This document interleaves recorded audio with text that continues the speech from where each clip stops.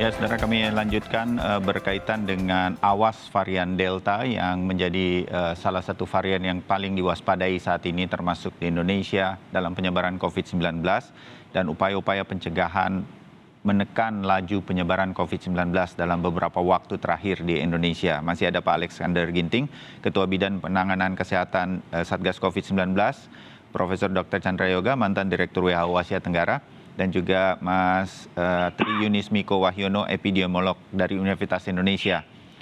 Pak Alex, begini, kalau sebagai publik rasanya kita kepinginnya ada upaya untuk dalam 2 minggu ke depan turunlah, jangan 9.000 begitu untuk DKI Jakarta. Jangan 20.000 terus dalam beberapa hari terakhir untuk seluruh Indonesia. Kalau setiap menjelang sore kita menunggu berita dan kemudian dia turun di angka berapa, itu rasanya kita lebih adem, alhamdulillah begitu loh Pak Alex. Tapi kemarin sempat turun sedikit, naik lagi begitu. Nah, ini kan ada yang belum jalan gitu. Dan kita sudah melakukan banyak hal yang seperti Pak Alex katakan gitu. Tapi apakah kemudian usulan-usulan, sekali lagi kalau saya katakan di sini, ini Pak Wali Kota Tangerang Arief Wismansyah, kemudian juga ada Wakil Bupati Bogor Jawa Barat Pak Iwan Setiawan, Wali Kota Bogor Bima Arya yang meminta agar pemerintah pusat bisa mengambil langkah cepat dan mereka akan mendukung begitu, disebutnya sebagai daerah aglomerasi Jabodetabek. Nah, hal-hal semacam ini kan penting untuk segera dipikirkan dan nggak apa-apa rasanya kita stay sebentar dalam 1 minggu, 2 minggu, PSBB ketat lagi sehingga orang berkurang mobilitasnya. Kalau 75% ragu-ragu Pak Alex, bagaimana kita bisa menjaga 75% ini? Saudara-saudara kita yang harus bekerja, harus absensi, kalau enggak mereka kena potong gajinya dan lain, ya berangkatlah mereka naik kereta, berangkatlah mereka naik motor. Maka jalanan nggak ada perubahan begitu. Nah, hal ini yang harus kita segera lakukan kan sebenarnya. Ini sebenarnya sudah diusulkan belum sih oleh Satgas COVID-19? Kita ingin menekan sebentar saja dalam hitungan seminggu atau 2 minggu, Pak Alex. Ya, jadi perlu kita ingat lagi bahwa kalau misalnya ada kasus baru hari ini dilaporkan 21.000. Ya. Berarti 21.000 itu bukan berarti terjadinya kemarin. Karena 21.000 itu pasti terinfeksinya 5 hari atau 7 hari yang lalu. Kita ingat ada masa inkubasi. Baik itu yang di virus yang ancestor, virus yang terdahulu maupun varian baru, yang berubah itu adalah di masa inkubasinya. Kemudian yang relatif tidak lagi misalnya 2 minggu, bisa dalam tempo 7 hari sudah mulai menunjukkan gejala. Ya. Terus yang kedua, bahwa 21.000 itu kalau dia sudah terinfeksi bukan berarti sekejap besok atau lusa mereka sudah konversi. Membutuhkan waktu juga 7 hari sampai 10 hari untuk misalnya terjadi konversi yang dari positif bahkan negatif. Bahkan diantaranya ada yang tetap positif, kalau kita lihat PCR-nya yang berbeda hanya klinis dan CT value-nya. Ya. Jadi proses ini harus kita lihat.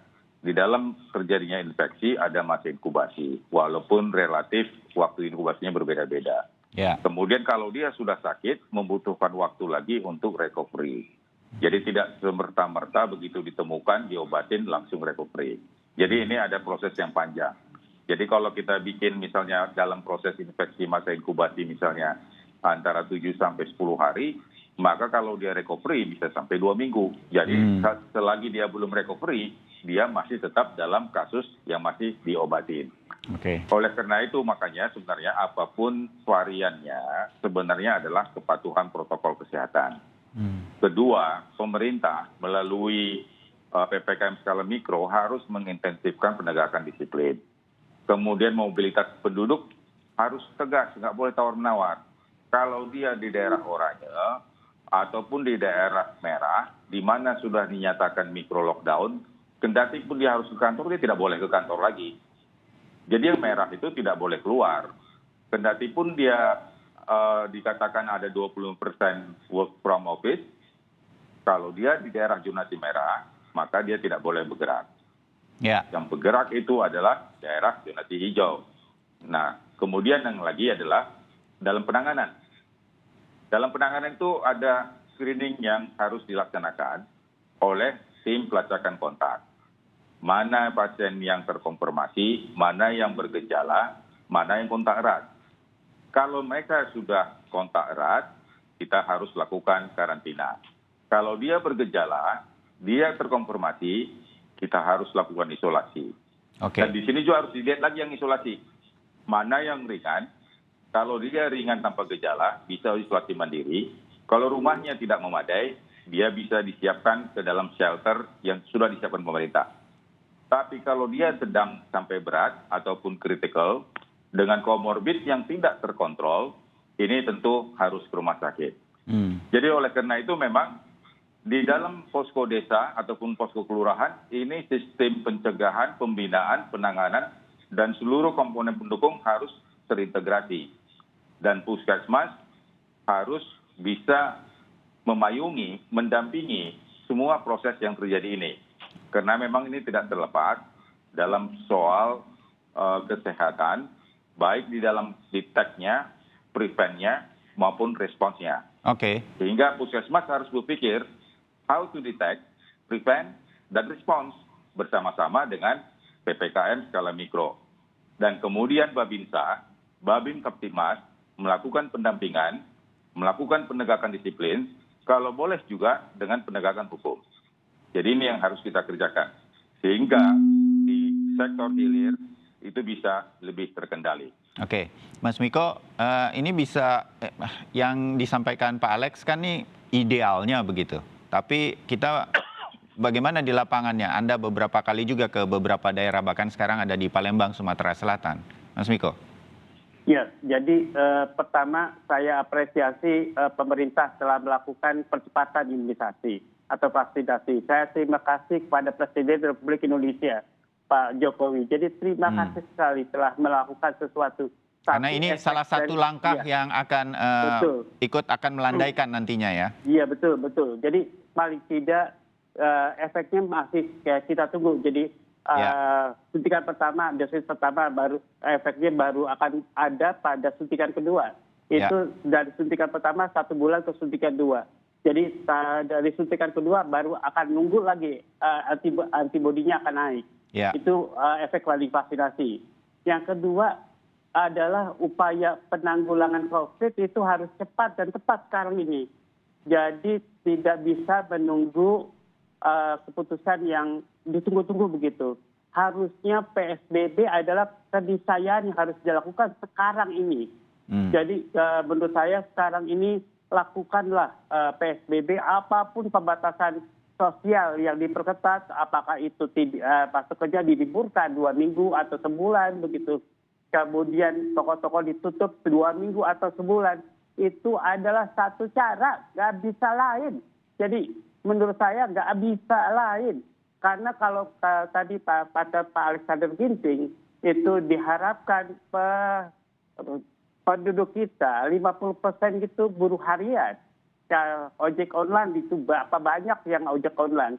Belum lagi yang jaga toko. Begitu berapa banyak yang kerja jaga toko di kereta api. Jadi dia akan mencari uang itu harian. Jadi bukan pegawai negeri itu hanya 20% kecil. Jadi yang bisa dikontrol itu oleh pemerintah kecil. Jadi swasta itu banyak lagi. Jadi ya Allah, kalau tidak dilakukan sesuatu dengan cepat oleh pemerintah, tidak akan selesai masalah ini begitu. Menurut saya melakukan PSBB yang pertama, yang kedua, 2 minggu atau 1 bulan. Mari kita evaluasi selanjutnya. Ini demi rakyat Indonesia begitu. Jadi demi rakyat kita harus melakukan sesuatu. Nggak bisa ditawar-tawar lagi. Jadi menurut saya tidak ada kata lain.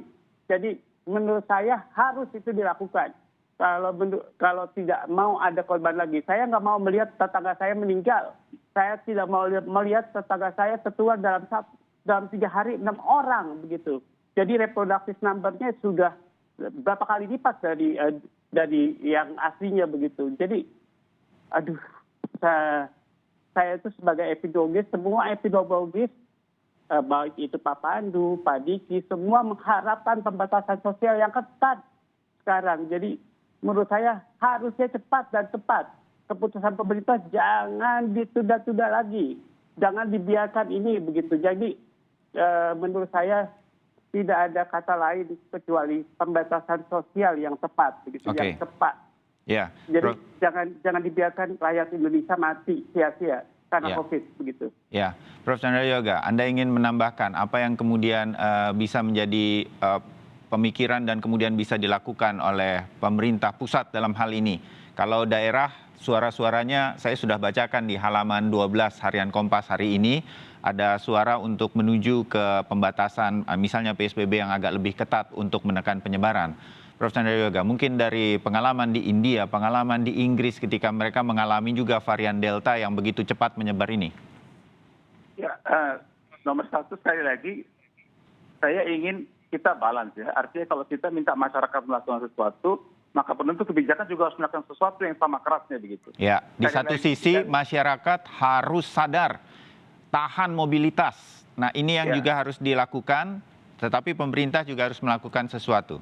Iya, kalau kita bicara tahan mobilitas tadi, tidak mungkin, tadi sudah dibahas panjang lebar ya, tidak mungkin kalau memang tokonya atau kantornya tetap dibuka, orang tidak pergi itu tidak mungkin, gitu. Itu tidak realistis juga. Jadi marilah kita sama-sama ini tekan, di sini juga tekan. Jadi hasilnya ada, kalau satu ditekan, diharapkan itu tidak jadi-jadi, itu nomor satu. Nomor dua, saya setuju sekali dengan yang Mas Bayu sampaikan, simpulkan, Mas Bayu sudah jadi sangat pakar kan begitu. Ini keadaan sudah terjadi begini, naik begitu terus. Masa nggak ada perubahan policy? Gitu? Ini kalau nggak mau sekeras apapun, kan tidak mungkin policy yang sama diteruskan kalau keadaan makin lama makin buruk. Itu hal yang sangat masuk di akal begitu ya. PSBB ketat, apapun terserah lah gitu. Tapi tidak mungkin perubahan policy tidak dilakukan kalau angka sudah naik terus. Gitu. Dan yang ketiga, sekarang saya kira sudah saatnya untuk melakukan sesuatu yang drastis, yang cepat, yang ini sudah sekian lama. Ingat bahwa kita naik sudah 10 kali lipat. Dan apakah bisa turun atau enggak? Karena bolak-balik ngomong India itu dalam sebulan turun dari 8 kali lipat. Jadi kalau sesuatu dilakukan secara masif, turun itu terjadi. Pasti. Baru-baru ini WHO mengeluarkan 6 katakanlah bukti begitu ya. Bagaimana public health and social measure atau kalau pakai bahasa PSBB atau apapun namanya itu memang berdampak besar. Dan tidak ada pembatasan sosial yang tanpa batas, tidak. Semua direncanakan sesuai berdasarkan data, pada saatnya kemudian akan diturunkan, itu jelas. Tapi tidak mungkin dengan situasi yang sudah memburuk terus-menerus, kita mengatakan yang sekarang ada ditingkatkan tidak bisa. Harus ada sesuatu yang jelas, keras, dan maksimal dilakukan pada saat ini. Dan jangan hanya dibebankan kepada masyarakat. Masyarakat itu kan juga bagian dari kita semua. Masyarakat tentu harus siap, pemerintah juga harus melakukan pengetatan yang jelas, sehingga tidak semuanya berjalan bersama-sama, tidak bisa hanya satu pihak saja disalahkan, orang tidak disiplin, segala macam, itu tidak tepat juga seperti itu. Ya, kalau boleh saya menangkap juga dalam obrolan ini apa yang sudah, kalau boleh saya juga mengapresiasi pemerintah memberanikan diri melepas KTP domisili sebagai salah satu syarat, kemudian vaksinasi bisa berjalan lebih cepat. Saya acungi jempol itu. Kemudian beberapa hari lagi tampaknya vaksinasi terhadap anak-anak sudah dikeluarkan oleh BPOM mengikuti beberapa negara yang juga sudah melakukan vaksinasi terhadap anak-anak dengan Sinovac. Saya rasa ini juga sebuah langkah yang berani yang dilakukan pemerintah. Hal semacam ini yang kita tunggu. Apalagi yang kemudian bisa segera nanti satu persatu langkah-langkah ini akan menekan penyebaran COVID-19. Saya rasa salah satunya adalah pembatasan yang kemudian harus dilakukan. Kita masih melihat mal buka, memang ada jamnya. Masih ada pembatasan jam malam. Nggak perlu kalau malam, Pak Alex, dan mungkin ini bisa disampaikan. Malam memang orang sebentar lagi juga tidur. Tapi pada waktu ramai kapan? Itu yang harus ditahan. Itu yang kita harapkan sebagai publik untuk membantu pemerintah dalam hal ini untuk menekan ini semua. Selain kami mencoba untuk tidak keluar rumah kalau memang tidak perlu. Pak Alex, ini bisa ya? Dan semua vaksinasi segala sesuatunya kami acungi jempol, tetapi upaya-upaya apa lagi yang mungkin bisa dilakukan oleh pemerintah pusat, mohon buka kemungkinannya dan kami rakyat pasti akan mendukung. Pak Alex? Ya, di dalam strategi pengendalian COVID-19 yang merupakan kebijakan berlapis, itu pemerintah terbuka untuk berbagai skenario-skenario yang harus kita lakukan. bahwa strategi pengendalian COVID-19 tetap berdasarkan pembatasan operasional kegiatan masyarakat. Dan pembatasan operasional itu memang terstruktur, mulai dari RT, RW, kecamatan, desa, bahkan sampai kabupaten kota. Makanya Inmendagri nomor 13, di situ menyebutkan ada PPKM kabupaten kota, di samping juga di dalam skenario pengendalian di tingkat komunitas menyebut istilah PPKM mikro. Jadi semua ini bermuara adalah dalam rangka pengendalian dan pembatasan operasional kegiatan masyarakat. Baik di tingkat kabupaten kota maupun di tingkat kecamatan, desa maupun di RT dan RW. Ini yang harus kita lihat. Zonasi-zonasi yang disiapkan oleh pemerintah itu sudah melakukan pembatasan. Tetapi dinamika di lapangan, dinamika angka kenaikan kasus maupun juga positivity rate, kasus aktif, ini tidak menutup pemerintah bisa melakukan berbagai skenario pengendalian. Bagaimana dengan kebijakan untuk vaksinasi yang tadinya bertahap hanya mengelompokkan masyarakat, misalnya nakes, lansia, sektor publik, sekarang sudah dilakukan percepatan vaksinasi, serbuan vaksinasi. Itu semua adalah skenario pengendalian yang tetap terbuka dan pemerintah semua berdasarkan data dan berdasarkan kebijakan-kebijakan yang memang implementatif yang bisa dilaksanakan. Kita juga belajar pengalaman kita di Madura, bagaimana kita melakukan penyekatan, pemeriksaan, tetapi yang diperiksa diajak duel. Betul. Jadi ini juga yang harus kita lihat. Pemerintah juga melakukan penyekatan peniadaan mudik, tetapi petugas dimarahi oleh ibu-ibu dari sebuah mobil misalnya. Itu juga dialami pemerintah. Jadi artinya semua persoalan-persoalan ini tetap terbuka bagi pemerintah untuk melakukan berbagai skenario pengendalian. Dan skenario ini dinamis. Artinya ini semua bisa dilihat bagaimana perkembangan di setiap daerah. Tentu dalam perkembangan itu tersebut ada patokan-patokan yang harus bisa kita lihat. Misalnya tingkat kematiannya di atas rata-rata tingkat kematian nasional, atau tingkat kesembuhannya semakin turun di bawah kesembuhan nasional, atau tingkat kasus aktif juga sudah meningkat. Dan demikian juga bor rumah sakit juga menjadi salah satu alat pengendalian dan termasuk juga positivity rate yang semakin tinggi. Ini semua parameter-parameter ini harus diketahui dan dipahami setiap kepala daerah, mulai dari kecamatan, kabupaten kota sampai provinsi. Sehingga dengan pengendalian ini akan bisa mengeluarkan skenario-skenario pengendalian, skenario-skenario pembatasan sesuai dengan apa yang sudah diatur di Inmendagri. Jadi apa yang diinstruksikan oleh Kementerian Dalam Negeri itu tidak kaku. Dia dinamis, karena sesuai dengan pola infeksi yang ada, angka pelonjakan kasus yang terjadi di daerahnya masing-masing. Tidak mungkin kita terapkan misalnya sesuatu yang terjadi di Bekasi, itu akan harus bisa kita terapkan di Kapuas Hulu misalnya. Yang kulturnya berbeda, kearifan lokalnya berbeda, sehingga pendekatan-pendekatannya juga harus berbeda. Demikian mungkin. Baik Pak Alex, mudah-mudahan semua menjadi pertimbangan-pertimbangan termasuk suara dari para tenaga kesehatan yang sudah kelelahan, suara dari Ikatan Dokter Indonesia yang meminta perhatian untuk para dokter yang sekarang juga sudah mulai banyak yang menjadi korban. Ini semua mudah-mudahan membuat pemerintah akan berani mengambil tindakan-tindakan lebih ekstrim, terukur, tegas berkaitan untuk menekan penyebaran COVID-19 di Indonesia. Pak Alex Ginting, terima kasih. Mas Miko, terima kasih. Pak Prof. Chandra Yoga juga terima kasih. Kita akan bertemu lagi beberapa waktu ke depan. Selamat pagi.